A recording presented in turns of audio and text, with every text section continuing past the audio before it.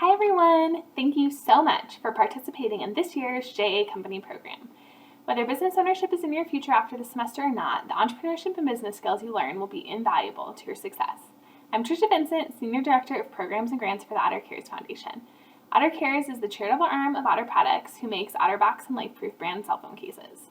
I was asked today to share a few words of wisdom with you, and so I'm going to share a little bit about Otter Products and our story, and a little bit about my personal story as well. Kurt Richardson, the owner and founder of Otter Products, likes to call Otter his 30-year overnight success. A lot of people mistakenly view entrepreneurship as a get-rich-quick endeavor, but for the majority of businesses, that really is not the case. Otter was the fifth or sixth business that Kurt started, and while each of his businesses were successful in their own right, none of them were especially lucrative. Even Otter Products, which is now a billion-dollar company, took 10 years in business before it was fully profitable. So from the time Kurt started his first business until the time OtterBox really took off, it was about 30 years. The lesson here is not to scare you away from starting a business, but rather emphasize that success often takes many years, lots of persistence, and adaptability.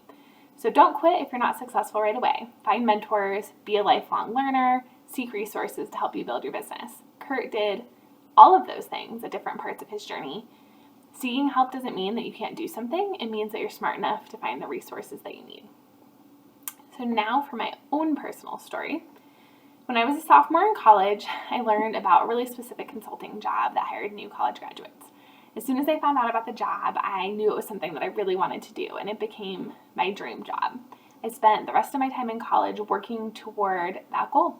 I took specific classes and I took on specific leadership positions in student organizations that would make me competitive to get the job.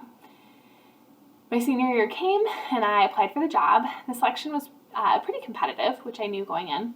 And a few months after my initial application, I found out that I was selected as a finalist and I got to fly out of state to the company's headquarters to interview. So I went to the interview and I felt like I totally knocked it out of the park. I answered the questions well, I delivered my presentation on point, I did everything possible. And maybe you can guess where this story is going, but a few days later, I received that dreaded phone call that I didn't get the job. To say I was disappointed would be an understatement. I literally had no backup plan, and I was just a few weeks from graduating college. So you might think the lesson here is to always have a backup plan, and that's not a bad lesson. It's just not the only one here. So here's what happened. My senior year of college, I was also doing a public relations internship for a small company in Fort Collins that no one had ever heard of.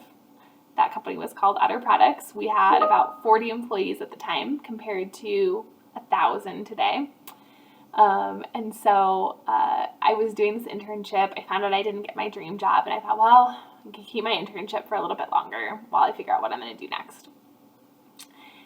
That same year, and this will date me a little bit, but that same year the iPhone came out and totally changed the OtterBox business. We grew super fast from there, and I was actually able to leverage that internship into a full-time job, which was awesome. It was, a great learning experience for me and gave me an opportunity to keep working.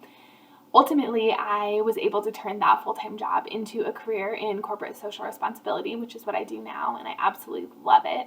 It's really my true calling, and I'm so passionate about it, and I think that it's a career field I never would have found if I would have gotten that first job.